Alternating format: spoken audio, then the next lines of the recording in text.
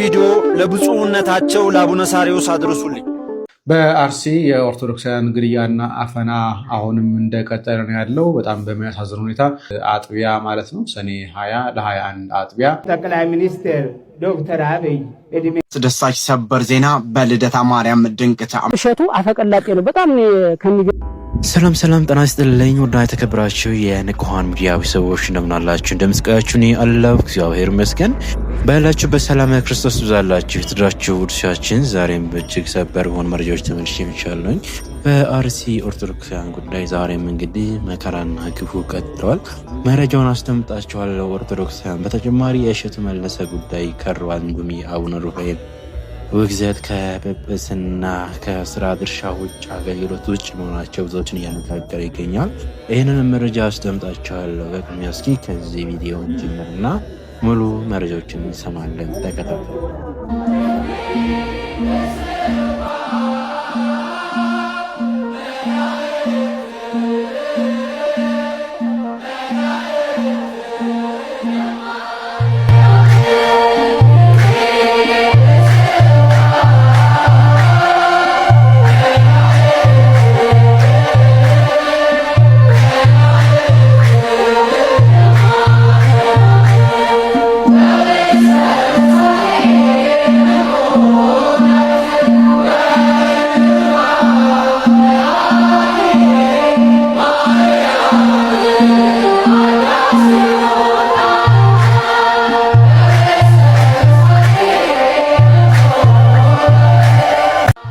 እንዲህ ያማረ የደመቀ አገልግሎት በእውነት የት ነው ብላችሁ ታስባላችሁ? ሁላችሁም የምታውቁት ኮሜንት ላይ ስሙን ጻፉልኝ ማለት እወዳለሁ። ዝማሬ መላእክት ያሰማልን። ከዚህ ቪዲዮን ጀምር። ይህም ቪዲዮ ለብፁዕነታቸው ለአቡነ ሳሪዎስ አድርሱልኝ። በእርሱ ዘመን ሰው እንደዚህ መሆን ነበረበት። ብፁዕነቶች፣ ብፁዓን አባቶች በእናንተ ዘመን እንደዚህ የጣዖት አምልኮ መከተል ነበረባችሁ? በቋንቋቸው መማር አለባችሁ እኮ ነው ያላችሁት ህዝቡን ያኔ አትክፈሉት ሲባል። ኧረ እባካችሁ የህዝብ ወዴት እንደሚሄድ አያውቅም፣ አትክፈሉት በአንድነት ይኖር ስንል እኮ አይ በቋንቋው መማር አለበት 100 ዓመት ወደ ኋላ ተመልሶብናል ያላችሁ ሰዎች 1000 ዓመት ወደ ኋላ መለሳችሁ። 100 ዓመት ተጎድተናል ያላችሁ ሰዎች 1000 ዓመት እንድንጎዳ በሲኦል እንድንኖር አደረጋችሁ። እኔ እንኳን እግዚአብሔር ይመስገን በሞትም አይቆጨኝም። ቅዱስ ቁርባንን ተቀብያለሁ፣ ንስሐዬን ገብቻለሁ። ኧረ አባቶች በእናንተ ዘመን ይሄ መሆን የለበትም። በቅዱስ ገብርኤል እንያዛችሁ፣ በመላእክታት በጻድቃን ሊያዛችሁ። እየሆነ ያለው ነገር እየተሰራ ያለው አምልኮ ሰዎች ከቤተ ክርስቲያን ወጥተው ወደ ጣዖት አምልኮ እንዲገቡ ተደርጓል። ይሄን የሰራው በእናንተ ስር ያለ ሰው፣ ይሄን የሰራው በእናንተ አጀንዳ ነው። ይሄ የተሰራው በእናንተ መረብ ነው የተዘረጋው። እባካችሁ አባቶች እውነት ይህችን ቦታ በጸጋ ከተቀበላችኋት፣ በለበረከት ከተቀበላችሁ፣ ህዝቡን ለማስተዳደር ከተቀበላችሁ ይህን ህዝብ መክራችሁ መልሱ። ተው በሏቸው ነገስታቶችን። ለነገስታቶች ይጠቅማል ይህ ነገር፣ ዕድሜ ያራዝምላቸዋል እናውቃለን። ግን መጨረሻው እሳት ነው። አጠፋፋቸው አያምርም፣ አሟሟታቸው አያምርም። እኔ በጣም አዝኛለሁ፣ በጣም ተሰምቶኛል። የፈራነው ነገር አልቀረም። እያየነው ያለው ነገር በጣም ያሳዝባል። እኔ ብሞት ከዚህ በኋላ እግዚአብሔር ይመስገን ወደ እግዚአብሔር ቀርቤያለሁ። ሞትን አልፈራም። ንስሐዬን ተቀብያለሁ። ቅዱስ ቁርባንን ሥጋው ደሙን በልቻለሁ። እነዚህ ሰዎች ግን ከኃጢአን የመጣ ለጻድቃን ይሆናል እንደሚባል እግር ኦርቶዶክሳውያን እንዳያችሁት ነው። በተለይ በዚህ ሰዓት እያየናችሁ ያለው ነገሮች በጣም እጅግ ይከብዳሉ፣ ይዘገንናሉ። የቃሪያ እምነት ይላሉ፣ የማይባል ነገር የለም። አሁን ደግሞ በእንደዚህ ያለ ባዕድ አምልኮ በሚመስል ነገር ከች ብለዋል ማለት ነው። እግዚአብሔር ይርዳን። ምን አለ ኦርቶዶክሳውያን ፈንዳ ነው መነግረን። ጉዳዩ የእሸቱ አይደለም። እናንተ መቼም ነው የማትረዱት፣ መቼም ነው የማትረዱት ይሄንን ሴራ። ሰው እንዴት በዚህ ልክ ቤተ ክርስቲያኗን ይጠላል? ሰው እንዴት አጀንዳ ቀርጾ የሆነ ነገር ሴታፕ አዘጋጅቶ እንዴት የሆነ ሴራ ይሰራል በመብርሃን ስም? እናንተ የገረማችሁ ግማሹ እሸቱን ሌባ ብሎ ሲሳደብ፣ ግማሹ ኦርቶዶክሳውያን ደግሞ አባቶቻችን ክብረ ቢስ ናችሁ፣ እንዴት ልጃችሁን ታወግዛላችሁ ብሎ በሌላ አጀንዳ ሲጠመድ ነው። ጉዳዩ ግን ከዚህ ከፍ ያለ ነው። ትላንትና ሰኔ 22 አንድ በበቁ አባት ትልቅ ሴራ ለመክሸፍ ችሏል። ከምሽቱ 2 ሰዓት አካባቢ ይህንን መረጃ ዛሬ ለእናንተ እንዳደርስ መልእክት ተነግሮኝ ነው የመጣሁት። ስለዚህ ኦርቶዶክሳውያን ይኸውላችሁ ያንተ ኮፒ ሊንክ ማድረግ ያንተ ሼር ማድረግ ለኔ የሚጨምረውም የሚቀንሰውም ነገር የለም። ነገር ግን ይህንን ሴራ እንደከዚህ ቀደሙ እንድናከሽፈው እንድትረዱኝ እንድታግዙኝ እንድናደቃቸው እፈልጋለሁ። ምን መሰላችሁ የተፈለገው ጉዳዩ የእሸቱ አይደለም። ከእሸቱ ጭንቅላታችሁን አውጡት። የተፈለገው እንዲህ ነው። ትላንትና ላይ ስሙን በዚህ ሚዲያ ላይ የማልነግራችሁ አንድ ገዳም እሸቱ የሰራው ስራ ትክክል ነው። እሸቱ ምን አደረገ? እንዴት የበቃ አባት፣ እንዴት የመነኮሰ መነኩሴ፣ ዓለምን የተወ መነኩሴ እንዴት ልጁን ያወግዛል ብለው ዋልድባ የሚገኙ አባቶችን ለማውገዝ ቪዲዮ ቀርጸው ወደ ህዝቡ ለማሰራጨት ዝግጅት ላይ ነበሩ አንድ ገዳም። ነገር ግን በዛው ገዳም የሚገኙ አባት ግን የበቁ ስለነበሩ በጾም በጸሎት የተጉ ስለነበሩ ይህንን ሴራ አክሽፈውታል። ቁጭ አድርገው አባቶችን በመገሰስ ይሄ የመነኩሴ ተግባር እንዳልሆነ በመናገር ብቻ አይደለም እዛም ለሚገኙ አባቶች መልእክት እንደላኩ ነግረውናል። የተፈለገው ምን መሰላችሁ? በአንድም በሌላም መንገድ አዲስ አበባ በሚገኙ ወንበዴ መነኮሳት በመነኩሴ ስም የሚሸቅሉ የከተማን ቆሻሻ በቀሚሳቸው እየጠረጉ ከአንድ መነኩሴ የማይገባ ተግባር በመፈጸም ዓይናችን በማየት ጆሮአችን በመስማት ለክህነት ያለን ክብር እንዲቀንስ ተደርጎብናል። ለመነኩሴ ያለን ፍራቻ ከልባችን ሰሌዳ ተፍቆ እንዲወጣ አድርገውናል። በሴራ ትክክለኞቹን ሳይሆን ሐሰተኞቹን በማምጣት አሁን የተፈለገው ገዳም ለገዳም መነኩሴ ለመነኩሴ ቋርፍ እየበላ እየጾመ እያደረ እርስ በእርስ እንዲናጭ እየተደረገ አሁን ደግሞ እኛ ለአባቶቻችን ያለን ፍቅርም ክብርም እንዲቀንስ እየተሰራብን ነው። ኦርቶዶክሳውያን እንዲቀንስ እየተሰራብህ ነው። አንተ ባለማተብ ታስታውሳላችሁ። የዘንድሮ የቅዱስ ሲኖዶስ ምልአተ ጉባኤ ላይ የገዳማት ማህበር ያወጣውን ጠንከር ያለ ደብዳቤ ታስታውሱታላችሁ። ብዙዎቻችሁ አልደረሳችሁ እንደሆነ አላውቅም።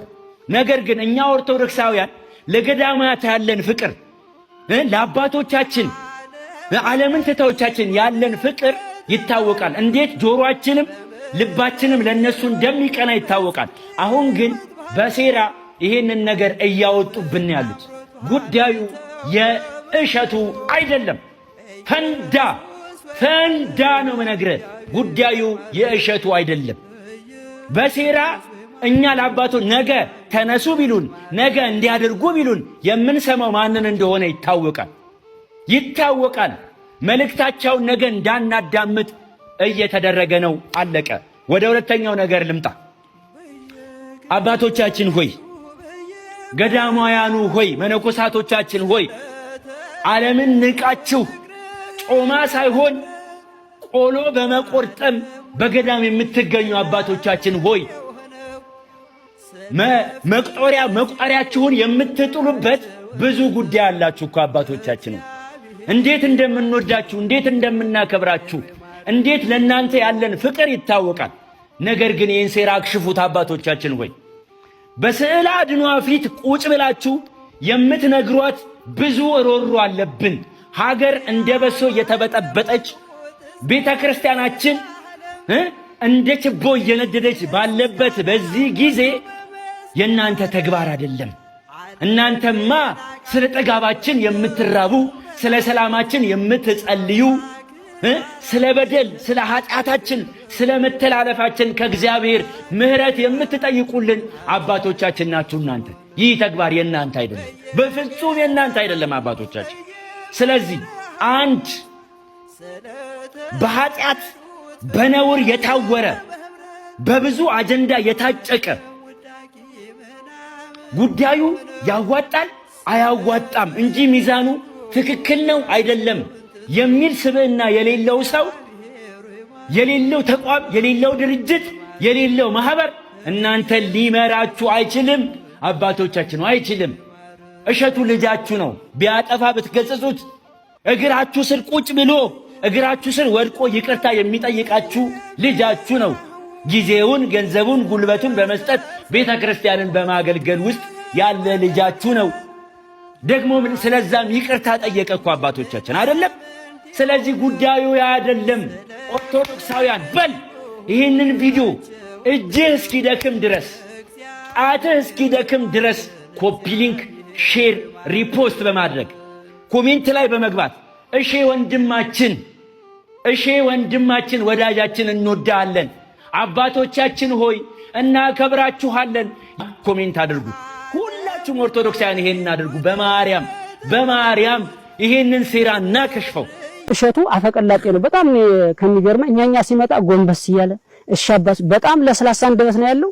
እኛን አላቆየንም፣ በደቂቃ ነው ያሳመነን። እንደዚህ አርጌ ምንድነው ያለን ፕሮጀክት ልሰራላችሁ የሆነ እቅድ ምናምን በቃ አቅድ። ሁለት መልእክታቶችን አሉኝ በዚህ ቪዲዮ ላይ። ቪዲዮ ላይክ እና ኮፒ ሊንክ ያደረጋችሁ አዳምጡኝ። የመጀመሪያ መልእክቴ ለእግረኛው ሚዲያ ባለቤት ለጋዜጠኛ ተክለ ሃይማኖት አዳነ ነው። ተክልዬ በጣም የቤተክርስቲያኒቷ እንደምትወዳት በደንብ ይገባኛል። እንደዚህ አይነት ጉዳዮች ግን ቢበቃ ጥሩ ይመስለኛል። አጀንዳዎችን ወደዚህ እያመጡ አንደኛ አንተም ነገ የምትጸጸትበት ጉዳይ፣ ሁለተኛም ነገር ደግሞ የማይረባ ረብ የሌለው ነገርን ቢቆም ይሄ ነገር ጥሩ ይመስለኛል። ሁለተኛ ለመነኮሳት አባቶቻችን እንዲህ አይነት ጉዳዮችን ወደ ሚዲያ ሲመጣ ምናልባት ከጀርባው ሆኖ እናንተም ሂዱ እንደዚህ ማድረጉ እያሉ የሚመክሩ አካላት ሊኖሩ ይችላሉ። ግን ይሄ ነገር ቢበቃ አይሻልም ወይ? የምንኩስናስ ግብሩ እንዲህ ነው ወይ? ልጅ ነው እሸቱ፣ የቤተክርስቲያኒቷ ልጅ፣ ያውም ደግሞ በጣም ብዙ መልካምና በጎ ምግባራትን የሚሰራ የቤተክርስቲያኒቷ ልጅ ነው። ካጠፋ ጠርታችሁ ይሄ ነገር መስተካከል አለበት ብላችሁ በራሱ ሚዲያ እንዲያርም ማድረግ አይቻልም ወይ? አንድም ደግሞ ልጁ ጥፋት ከሆነ ያንን ደግሞ ለሰራበትን ቪዲዮዎችን በጣም አብራርቶ በዛ ላይም ደግሞ ይቅርታ ጠይቆ መነኮሳቱም በቤቱ ድረስ ተገኝተው በዛ ጉዳይ ላይ ተነጋግሮ የተፈታ ጉዳይስ አይደለም ወይ? ስለዚህ እንደው ቢያንስ በዚህ ዘመን ላይ ለቤተ ክርስቲያን የሚተጉላት የሚለፉላትን ልጆቿን በተለይ ደግሞ በዚህ ዘመን ላይ ውድድሩ ሰፊ በሆነበት ሰዓት ላይ እንደው ገፍተን ልጆቻችንን ባንጥላቸው ጥሩ ነውና እባካችሁ አባቶቻችን እናንተም ይብቃችሁ። እንደሰማችሁት ነው የእሸቱ መለስና የዋልድባ መነኮሳት አባቶች ጉዳይ እንግዲህ እዚህ ደረጃ ድረስ መድረሱ በጣም ያሳዝናል። እውነት ሁላችሁን ልቦና ይስጠን። ወደ አርሲው እንመለስ። በአርሲ የኦርቶዶክሳውያን ግድያና አፈና አሁንም እንደቀጠለ ነው ያለው። በጣም በሚያሳዝን ሁኔታ በ20 ሌሊት ለ21 አጥቢያ ማለት ነው ሰኔ 20 ለ21 አጥቢያ የአራት ልጆች አባት የሆነውን ሰው አፍነው ከወሰዱት በኋላ ድብደባና ተኩስ አድርገውበት ነበር። ነገር ግን ወዲያውኑ አልሞተም። ትናንትና በቦምሳ ሆስፒታል ነው የሞተው። ስሙ ሚሊዮን ነጋሽ ገለታ ይባል ነበር። የአራት ልጆች አባት ነበር። እንዲሁም እገታ የተፈጸመባቸው 3 ሰዎች አሉ። ከነዛ መካከል ላይ አንደኛው ደጀን የታደሰ ድንቁ ይባላል፣ መምህር ነበር። ሁለተኛው ንጋቱ መኩሪያ ሲሆን ሶስተኛው አባይ እርዳ ይባላል። እነዚህ 3 ሰዎች ታፍነው ተወስደዋል። የሟቹ ግን ዛሬ ስርዓተ ቀብሩ እንደሚፈጸምለት ተነግሯል። ምናልባት ቪዲዮ ከመጣልኝ ወዲያውኑ ለእናንተ የማስተላለፍላችሁ የሚሆነው። አሁንም ቢሆን በአርሲ ላይ የኦርቶዶክሳውያን ማጽዳት ዘመቻ እየተከናወነ እንደሆነ በጣም ትልቅ ማሳያ አብነት ነው ብዬ አስባለሁ። ኦርቶዶክሳውያን መረጃው እንደሰማችሁት ነው። ዛሬም የአርሲ ኦርቶዶክሳውያን እነዚህ ያለ መልኩ ህይወታቸውን ነፍሳቸውን ያለምንም ጥፋት እየገበሩ ይገኛሉ በሃይማኖታቸው ምክንያት እና ባካቸው ፕሊስ አሁንም ለአርሲ ኦርቶዶክሳውያን ድምፅ ናቸው። ዝም አንበል። እንጃ ብቻ ምንም እንዳለብኝ ራሱ አላቅም። ሌሎች እንደዚህ ያለ አጀንዳ ኦርቶዶክሳዊ ሆነው የቤተክርስቲያን አባቶችን በመጠቀም አጀንዳ ለኦርቶዶክሳውያን ምዕመን ያስታቅፋሉ። በአንድ በኩል የአርሲ ኦርቶዶክሳውያን ምዕመናን በእንደዚህ ያለ መልኩ በሃይማኖታቸው ዋጋ እየከፈሉ ይገኛሉ እና ባካቸው እናስተውል ማለት እወዳለሁ። ወደ አቡነ ሩፋኤል መረጃ እንመለስ። ጠቅላይ ሚኒስትር ዶክተር አብይ እድሜህን ያርዝመው፣ እግዚአብሔር ይጠብቅህ፣ ዘርህን ያብዛልህ ብያለሁ። ጉድ መጺው። በቅድሚያ አካውንታችን በጣም ሪፖርት እየበዛበት ስለሆነ ሁላችሁም ሼር፣ ኮፒ ሊንክ፣ ሪፖስት እያደረጋችሁ ጀምሩት። እንቀጥል። ይህን ጉዳይ በደንብ ልናብላለውና እውነቶችን ልንገልጽ ያስፈልጋል። ልክ አባቱ ላይ እንደሳቀው እንደ ካም አድርጋችሁ እንዳታዩት። በመጽሐፈ ሳሙኤል እንደተገለጸው የአፍኒንና ፊንሐስ ታሪክ እዩት። ቤተ ክርስቲያን እንዴት እንደምትጸዳና እንደምትጠራ ለማሳየት ብቻ ነው። አቡነ ሩፋኤል ከዓመታት በፊት 7 ሀገረ ስብከቶችን ጨፍልቀው ይዘው ከኔ በላይ ላሳር እንዳላሉ ለመመስገኑም ለተጽዕኖም እኔ ነኝ ከፊት የምቀድመው እንዳላሉ ዛሬ ጊዜ እላያቸው ላይ ሻግቶ ተመለከትን። ተመልከቱ፣ አስተውሉ።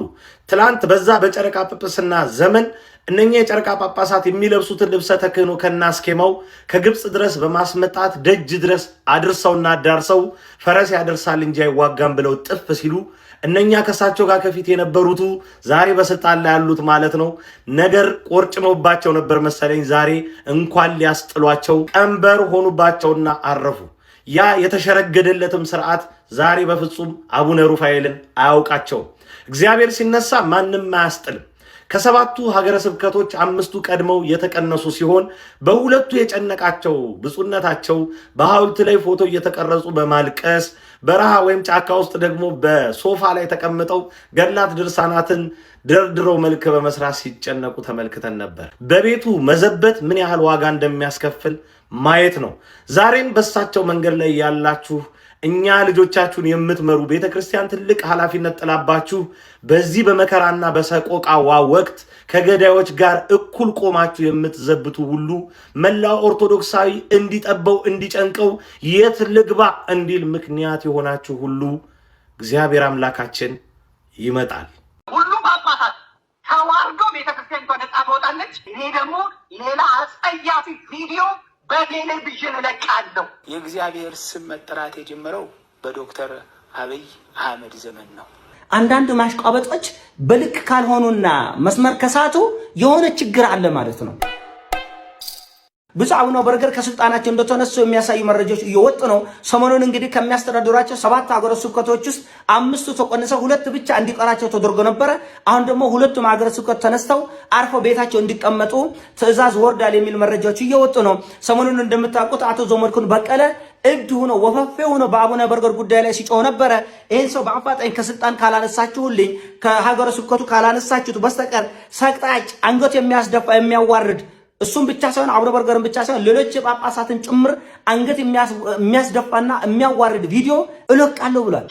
ሁሉም ጳጳሳት ተዋርዶ ቤተክርስቲያን ነጻ ትወጣለች። እኔ ደግሞ ሌላ አጸያፊ ቪዲዮ በቴሌቪዥን እለቃለሁ። እኛ መጀመሪያም ስንጮህ የነበረው ይሄን ያለ ችግሮች እንደሚፈጠሩ ስለምናውቅ እኛ አባቶችን በግል የመናገር ምንም ፍላጎት የለኝም። በነገራችን ላይ እኔ ውስጥ ለውስጥ ቤተክርስቲያናን ሊያጠፋ ሊያወድም እጅግ በጣም ወደ አደገኛ ችግር ሊመራ የሚችሉ ችግሮች እንዳሉ መረጃው ስላለን ግድ የላቸውም እነዚህ ሰዎች በጊዜ ያዙ ብለን ከአመት ከ2 ዓመት በፊት ጮኸናል። ሁላችሁም እንደምታውቁት አቡነ በርገር አሁን እጅግ በጣም የተወሰበሰበ ችግር ውስጥ እንደገቡ ነው መረጃዎች እያሳያሉ። ጭራሽ የወርቅ ጽላት በሚስጥር የኢትዮጵያ ኦርቶዶክስ ቤተክርስቲያን በሚስጥር በከፍተኛ ጥንቃቄና ጥበቃ የምታስቀምጠው የወርቅ ጽላት ጥቅምት 25 ቀን የነቀምቴ ሀገረ ስብከት ከተቀመጠበት ክፍል ውስጥ ለፍተሻና ለክትትል ሲገባ የለም።